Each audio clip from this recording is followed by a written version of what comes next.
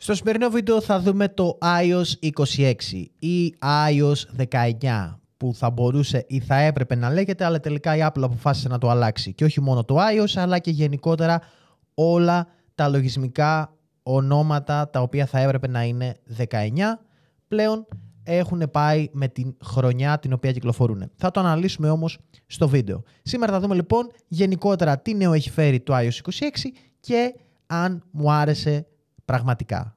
Νομίζω από την αντίδρασή μου και μόνο έχετε καταλάβει. Πού χάθηκες ρε Ντιμιτζέο? Πού είσαι όλον αυτόν τον καιρό και μας έχεις αφήσει χωρίς βίντεο και χωρίς την όποια ενημέρωση θα έπρεπε να έχουμε γύρω από αυτό?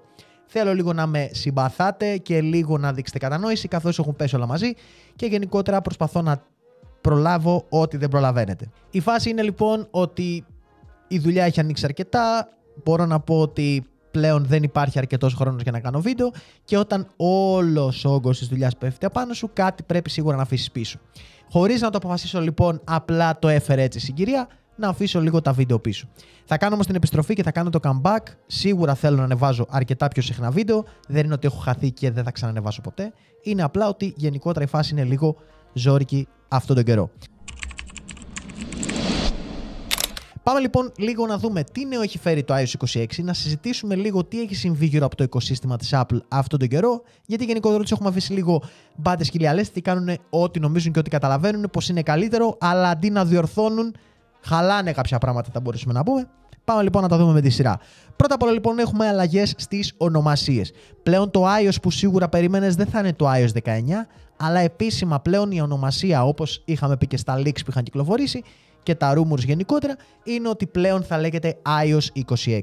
Γιατί αυτό? Γιατί γενικότερα η Apple ισχυρίστηκε ότι υπήρχε μια σύγχυση γύρω από το όνομα των λογισμικών της. Δεν αλλάζει δηλαδή μόνο στο iOS, αλλάζει και στο iPad OS, το οποίο θα λέγεται 26, αλλάζει και στο Watch OS που είναι το ρολόι, το οποίο θα λέγεται επίσης 26, iPad OS επίσης 26 και TV OS, το οποίο θα λέγεται επίσης 26.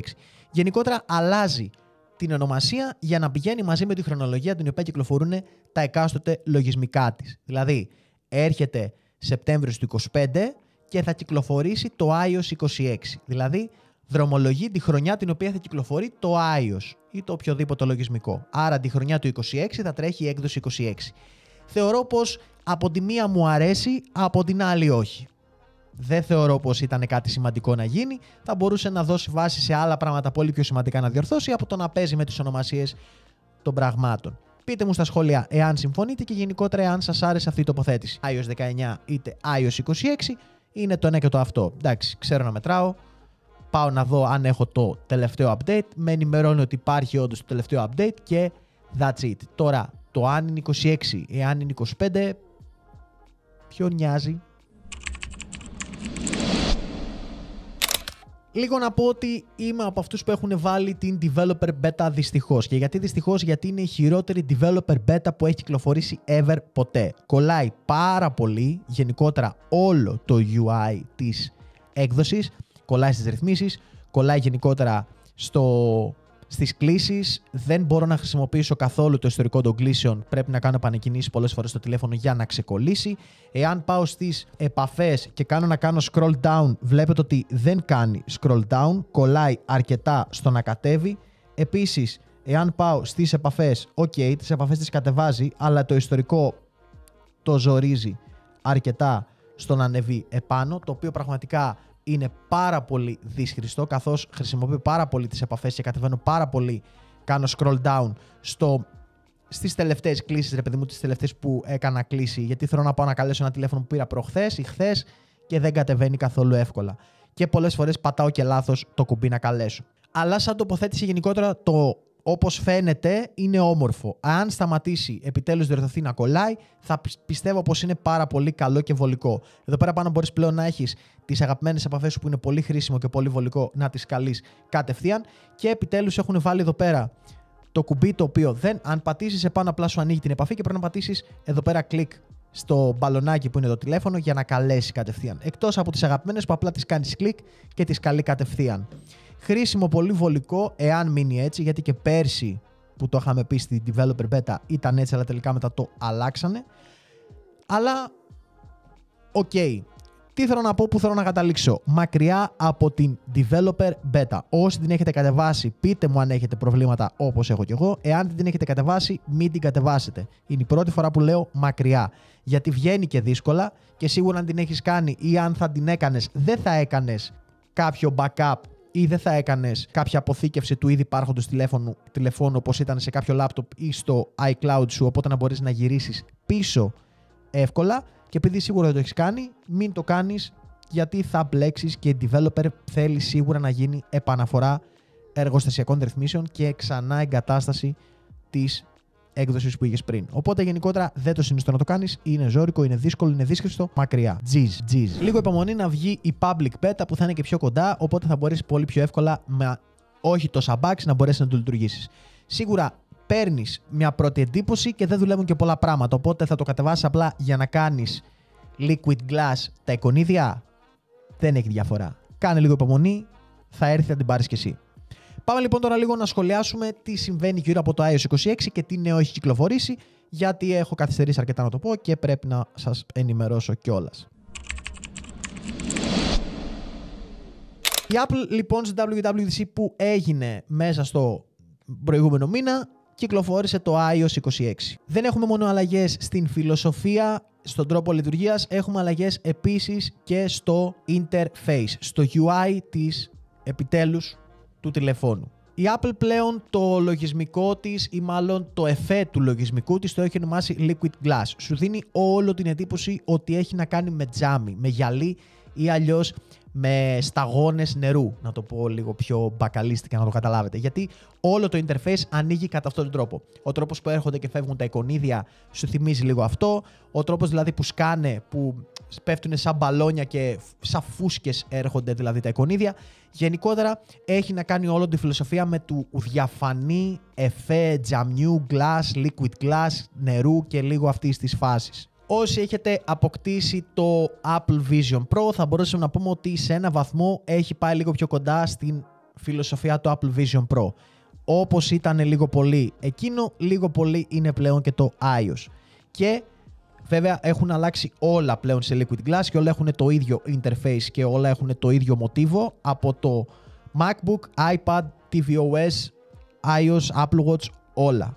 Έχουμε ανανεωμένο lock screen, έχει αλλάξει το ρολόι, μπορείς να το μεγαλώνεις, να το μικραίνεις, σε κάποιους άρεσε, σε άλλους δεν άρεσε. Έχεις αλλαγές επίσης και στο home screen, μπορείς να κάνεις liquid glass τα εικονίδια, να τα κάνεις διάφανα τα εικονίδια. Δεν είναι ωραίο, δεν θα το συνιστούσα, εμένα προσωπικά δεν μου άρεσε. Γενικότερα μπορείς να κάνεις λίγο πιο διαφανή τα πράγματα. Οκ. Έχουμε αλλαγές στην κάμερα.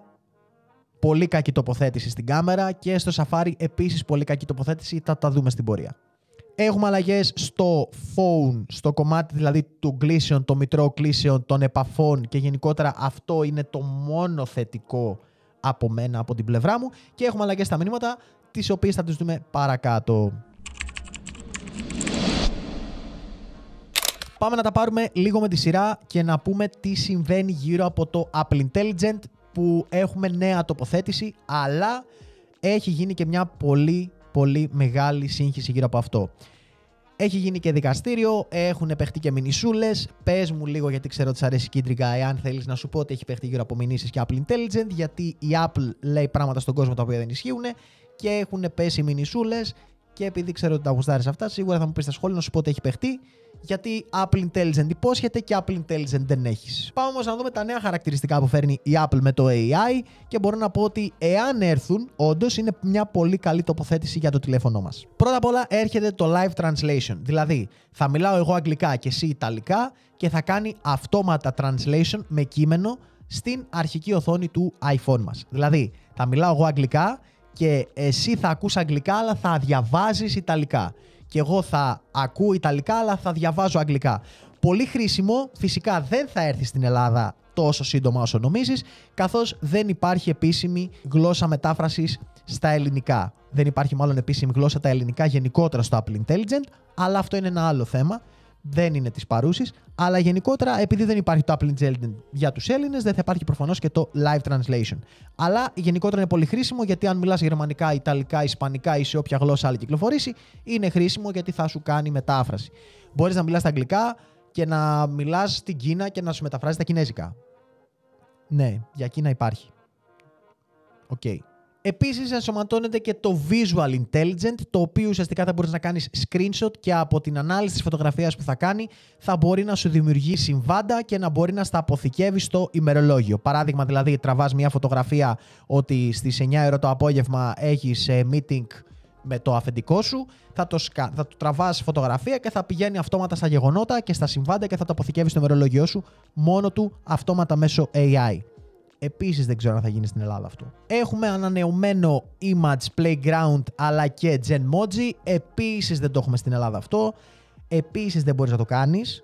Αλλά, οκ, όλα καλά. Θα μου πεις τώρα, όλα αυτά που μου είπες δεν είναι διαθέσιμα στην Ελλάδα. Μπορώ όμως να σου πω τον τρόπο πώς μπορείς να τα έχεις διαθέσιμα στην Ελλάδα χωρίς VPN, χωρίς να χρειάζεται να βάλεις ότι βρίσκεσαι στην Αμερική, να αλλάξεις δηλαδή την τοποθεσία σου και να αλλάξεις γενικότερα τη γεωγραφική περιοχή σου. Εύκολα ελληνικά, όχι, εύκολα στην Ελλάδα να μπορείς να έχεις Apple Intelligence. Πείτε μου στα σχόλια αν θέλετε να σας πω τον τρόπο. Είναι πολύ easy, χωρίς πολύ μπέρδεμα και χωρίς να χαλάσεις ή να μπλέξεις πολλά πράγματα. Φυσικά η πλήρης υποστήριξη του Apple Intelligence θα υπάρχει μόνο σε iPhone 15 Pro και πάνω, Pro Max και πάνω. Γιατί δεν μπορείς να την έχεις, γιατί δεν μπορεί να την σηκώσει όπως ισχυρίστηκαν ο επεξεργαστής του iPhone 14 Pro και κάτω. Οπότε δεν ξέρω κατά πόσο ισχύει αυτό που λένε σαν δικαιολογία. Θεωρώ πως γίνεται όλο για το marketing για να αλλάξει τηλέφωνο, αλλά δεν σας το παγώ αυτό. Αφήστε το να περάσει. Εφόσον δεν μπορείς να έχεις το iPhone 14 Pro σου, οπότε δεν χρειάζεται ίσως να έχεις και το Apple Intelligence στο κινητό σου. Αν έχεις 15 Pro και πάνω, τότε θα σου πω τον τρόπο πώς μπορείς να το βάλεις. Επίσης κάτι που ίσως θα καταλάβουν περισσότεροι developers και όχι τόσο πολύ οι entry level users είναι ότι πλέον είναι open to developers το LLM. Το LLM είναι ουσιαστικά το εργαλείο το οποίο χρειάζεται να έχεις στις ιστοσελίδες ή στα κινητά σου για να μπορεί να αναγνωρίζει η AI, να μπορεί να αναγνωρίζεται από άλλες πηγές γενικότερα. Έτσι, δηλαδή να μπορεί να, όταν εσύ ρωτήσεις κάτι το AI μοντέλο, να μπορεί το AI να σου απαντήσει και να αντλήσει πληροφορίες από εσένα. Παράδειγμα, το ρωτάς, ξέρω εγώ, υπάρχει Audi A3, λέω εγώ τώρα. Αυτό για να σου το απαντήσει θα αντλήσει κάποιες πληροφορίες από τον παγκόσμιο ιστό, από το ίντερνετ. Εάν εσύ δεν έχεις ενεργοποιημένο το LLM, δεν θα προτείνει τη δική σου σελίδα σαν πηγή πληροφορίας. Εάν το ενεργοποιήσεις, τότε θα σε αναγνωρίσει το AI και θα σε προτείνει στις πλατφόρμες. Έχετε δει τώρα τελευταία που στην Google προτείνει κείμενα από το Gemini. Το Gemini ουσιαστικά είναι το AI της Google. Ωραία. Εάν δεν έχεις ενεργοποιημένο το LLM, δεν μπορεί να αντιλήσει πληροφορίες και εκεί πέρα πάνω στα εικονιδιάκια δεν θα φαίνεται το εικονίδιο της δικής σου σελίδας. Αυτό είναι χρήσιμο για τους developers, καθώς θα μπορούν στις εφαρμογές τους που θα χρησιμοποιούν να αντλούν πληροφορίες στα AI μέσω του LLM για να μπορεί να βγάζει προτινόμενες τις εφαρμογές τους και γενικότερα τις πληροφορίες που θα αντλεί από τις εφαρμογές τους. Ένα επίσης πάρα πολύ χρήσιμο είναι φυσικά το phone call recording ή αλλιώς phone call screening. Πλέον θα μπορεί να ηχογραφεί τις κλήσεις κανονικά, πολύ χρήσιμο, πολύ βολικό, επίσης γίνεται μέσω AI, δεν ξέρω κατά πόσο θα δουλεύει στην Ελλάδα, βέβαια μου το έχει πετάξει παραθυράκι ότι λειτουργεί, αλλά δεν το έχω δοκιμάσει και όταν το πάτησα εξαφανίστηκε. Ναι, άρα μάλλον δεν λειτουργεί, αλλά δεν έχει σημασία, θεωρώ πως δεν λειτουργεί στην beta καθώς έχει πάρα πολλά bugs. Θα το δοκιμάσουμε όμως όταν πλησιάζουν οι μέρες ή ίσως πιο κοντά στην public beta για να λειτουργήσει επιτέλους σωστά το κινητό μου για να μπορέσω να έχω μια πιο ολοκληρωμένη άποψη γύρω από τις AI δυνατότητες που θα έχουμε ή δεν θα έχουμε στην Ελλάδα. Επίσης ένα πάρα πολύ χρήσιμο που έρχεται στις κλήσεις, τηλεφωνικές κλήσεις, είναι το Call Assist. Τι είναι το Call Assist? Είναι ένας ψηφιακός βοηθός. Ας πούμε λοιπόν παράδειγμα ότι έχεις μια ψηφιακή γραμματέα. Θα σηκώνει η γραμματέα σου το τηλέφωνο, θα λέει ότι αυτή τη στιγμή είσαι διαθέσιμος, δεν είσαι διαθέσιμος να μιλήσεις, αφήστε το μήνυμά σας για να θα επικοινωνήσει άμεσα μαζί σας. Εκείνη την ώρα λοιπόν που θα αφήνει το μήνυμα της κλήσης αυτός, θα λέει ξέρω εγώ ότι Γιώργο είμαι ο Κώστας, είναι πολύ σημαντικό, πάρε μου όποτε μπορείς. Εκείνη την ώρα θα το βλέπεις αυτό live action, το κείμενο να πέφτει στην οθόνη σου, οπότε θα μπορείς να σηκώσεις το τηλέφωνό σου και να απαντήσεις την κλήση. Πολλές φορές μας παίρνουν πολλά 210 τηλέφωνα για έκπτωση στο ρεύμα, τα οποία δεν θέλει σίγουρα να σηκώνεις. Οπότε θα σου λέει το Hold Assist ότι είναι τηλέφωνο τάδε. Okay. Οπότε αν θες το σηκώνεις ή αν θες δεν το σηκώνεις. Εάν είναι σημαντικό το τηλέφωνο, το Hold Assist θα σου πει ότι είναι ο τάδε, σήκωσέ το, είναι χρήσιμο και όλα αυτά. Είναι πολύ βολικό γενικότερα γιατί μπορεί να περιμένεις ένα τηλέφωνο Αθήνας και θα σε παίρνει τηλέφωνο ένα 210 το οποίο είναι για έκπτωση στο ρεύμα, θα σου σπάει τα νεύρα και από το να ακυρώσεις όλα τα 210 μπορεί να είναι κάτι σημαντικό το οποίο σίγουρα χρειάζεσαι. Χρήσιμο επίσης, δεν ξέρω αν θα υπάρχει στην Ελλάδα. Messages και iMessages γενικότερα πλέον γίνονται αλλαγές και εκεί. Έχω να σας πω ότι γενικότερα το interface των μηνυμάτων έχει γίνει πάρα πολύ καλό και χρήσιμο. Επίσης μπορείς στις συνομιλίες αλλά και σε ομαδικές συνομιλίες να βάζεις φόντο. Κάτι το οποίο κάνανε τόσα χρόνια τα Android και κάνανε τόσα χρόνια εφαρμογές όπως η Meta, ό,τι συνεπάγεται Meta, Instagram, Facebook, WhatsApp. Ναι, το κάνει και η Apple πλέον σαν τοποθέτηση χρήσιμο και αυτό. Δεν ξέρω κατά πόσο είναι ok, αλλά μπορείς ας πούμε να έχεις με την κοπέλα σου καρδούλες, με τους φίλους σου ζάντες και καπνούς και αυτοκίνητα και γενικότερα άχρηστο, αλλά ok. Εντάξει, είναι μια καλή τοποθέτηση και αυτή. Αλλά γενικότερα στα μηνύματα έχουν κάνει πολύ καλές τοποθετήσεις. Επίσης έχουν γίνει αλλαγές στο πληκτρολόγιο. Δουλεύει πολύ καλύτερα, έχει ψηλώσει, έχει πάει λίγο πιο πάνω, είναι λίγο πιο γρήγορο, έχει πιο καλό το correct, που γενικότερα έχει πέσει πολύ bullying γύρω από αυτό. Επίσης μπορείς πλέον στις συνομιλίες να κάνεις δημοσκοπήσεις, να κάνεις ερωτοαπαντήσεις, να παίζεις παιχνίδια γενικότερα στα μηνύματα, κάτι το οποίο γίνεται τόσα χρόνια σε όλες τις υπόλοιπες πλατφόρμες, αλλά όχι στο iMessage και στην Apple. Τώρα πλέον γίνεται και εκεί για να υπάρχει ανταγωνισμός από την πλευρά της. Ναι. Επίσης, δείκτες πληκτρολόγησης σε ομαδικές συνομιλίες, το ποιος μιλάει εκείνη τη στιγμή ή το ποιος απαντάει, που επίσης ήταν χρήσιμο και έπρεπε να υπάρχει σε ομαδικά chat. Αλλά ποιος κάνει ομαδικά chat στο iMessage?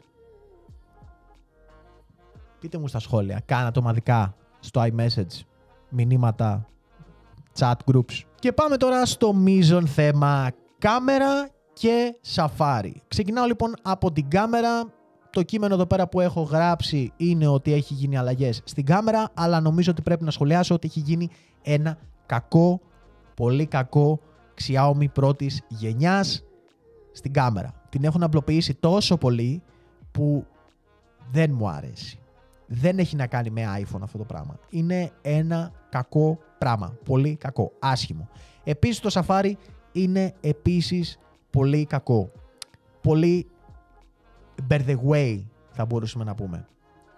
Καθόλου βολικό, καθόλου χρήσιμο. Πολλές φορές μπερδεύομαι, πατάω κουμπιά μέχρι να καταλάβω τι πρέπει να κάνω. Είναι λίγο δύσχριστος ο τρόπος λειτουργίας του Safari. Βέβαια πιστεύω ότι θα το βρούμε στην πορεία, γιατί κάθε φορά που μας αλλάζει κάτι γίνεται μια συνήθεια και το μαθαίνουμε τελικά να το δουλεύουμε.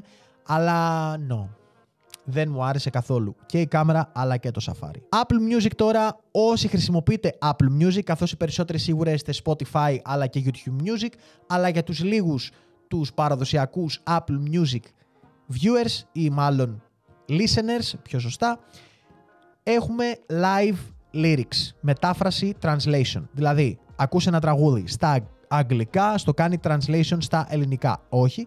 Ακούς ένα τραγούδι στα ιταλικά και στο κάνει στα αγγλικά. Ναι, αυτό γίνεται. Στα ελληνικά δεν ξέρω αν γίνεται, καθώς δεν ξέρω αν υπάρχει στην Ελλάδα. Επίσης θα έχει και auto mix, εάν το επιλέξεις, το οποίο θα σου κάνει εναλλαγές σαν να είναι ένας AI DJ. Δηλαδή, ένας DJ που θα παίζει μουσική για σένα θα σου κάνει live mixes εκείνη τον από τραγούδι σε τραγούδι. Ωραίο. Καλό σαν τοποθέτηση για όσους έχουν Apple Music. Έχουμε αλλαγές στα Maps, έχουμε εξατομικευμένες διαδρομές αλλά και ιστορικό. Θα μπορείς ουσιαστικά να σου κρατάει το ιστορικό, οπότε θα μπορείς να ξαναπάς ή να το προτείνεις το ιστορικό που έχεις πάει. Χρήσιμο πολύ επίσης. Και θα έχει αυτοματοποιημένες αλλαγές διαδρομής. Δηλαδή θα πηγαίνεις κάπου και θα έχει κίνηση, θα το βλέπει αυτό αυτόματα εκείνη την ώρα και θα μπορεί να σου αλλάζει τη διαδρομή να πας από κάπου πιο σύντομα ή πιο γρήγορα. Δεν ξέρω κατά πόσο θα δουλέψει αυτό καλά, αλλά οφείλω να το πω σαν τοποθέτηση, είναι πολύ χρήσιμο. Αυτό ήταν λίγο πολύ επιγραμματικά το τι θα δούμε με το νέο iOS 26. Σίγουρα θα κάνω ένα πολύ πιο αναλυτικό βίντεο όταν θα μπορέσω να έχω πρόσβαση στο 100% για να μπορέσω να το δοκιμάσω και να σας τα πω όλα αναλυτικά όταν πλησιάζει ο καιρός, ίσως προς την public beta, για να έχω λίγο μια πιο ολοκληρωμένη άποψη. Τώρα ήταν γενικότερα λίγο ένα τυράκι το ποια η άποψή μου γύρω από αυτό και το τι νέο έχει φέρει επιγραμματικά. Πότε θα κυκλοφορήσει επίσημα? Κυκλοφορεί μαζί με τα νέα iPhone τον Σεπτέμβριο του 2025, μαζί με τα νέα iPhone και την επίσημη έκδοση την επόμενη μέρα της παρουσίασης των νέων iPhone, κυκλοφορεί και το νέο iOS, το οποίο θα μπορείς να κάνεις κανονικά download. Και μέσα Αυγούστου, περίπου αρχές μέσα Αυγούστου, θα κυκλοφορήσει η public beta, την οποία μπορείς να κάνεις άφοβα αν θέλεις, γιατί είναι λίγο πιο... δεν έχει τόσα πολλά bugs και είναι λίγο πιο έτσι βολική να τη χρησιμοποιήσεις, οπότε μπορείς να την κάνεις εκείνη. Αν και ούτε εκείνη τη συνιστώ στο 100%, κάνε λίγο υπομονή να την πάρεις ένα μήνα μετά. Ποια iPhone τώρα θα πάρουν το νέο iOS 26? Από το iPhone 11 και πάνω. Δηλαδή βγάζουμε εκτός τα XS, XR και τα XS Max. Τώρα, τα iPhone ναι μεν θα την πάρουν από το iPhone 11 και πάνω, αλλά το Apple Intelligent, δηλαδή τον προσωπικό βοηθό και όλα αυτά που σας είπα και το AI και όλα αυτά, θα το έχεις από το iPhone 15 Pro και πάνω. Καθώς όπως είπα και πριν, η Apple υποστηρίζει ότι δεν δουλεύει ο επεξεργαστής από εκεί και κάτω.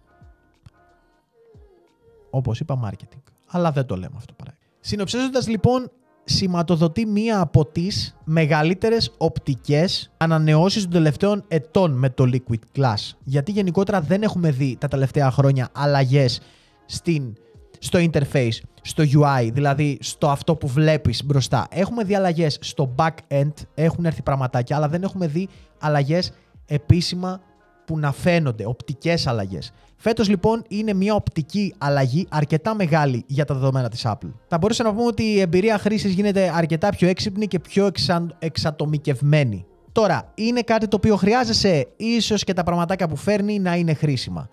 Είναι κάτι το οποίο μπορείς να τα αποφύγεις. Ναι, αν δεν κάνεις update την έκδοση, την οποία δεν συστήνω. Αλλά μπορώ να πω ότι έχει κάποια θετικά στα αρνητικά που αναφέραμε. Εάν έχεις κάνει την beta έκδοση, πες μου στα σχόλια ποια η άποψή σου και αν σου άρεσε. Γενικότερα, αν δεν την έχεις κάνει και έχεις δει αρκετά βίντεο γύρω από αυτό, πες μου επίσης την άποψή σου, εάν σου φαίνεται ωραίο. Αυτή ήταν η άποψή μου γενικότερα. Αυτό ήταν το σημερινό βίντεο. Γενικότερα, θα έρθει λίγο πιο ολοκληρωμένο βίντεο γύρω από αυτό, όταν πλησιάζουν οι μέρες, για να έχω μια πιο ολοκληρωμένη άποψη, όπως σας είπα. Ήμουν ο Γιώργος και ελπίζω να τα πούμε σε ένα επόμενο βίντεο. Μέχρι το επόμενο βίντεο, να είστε όλοι καλά.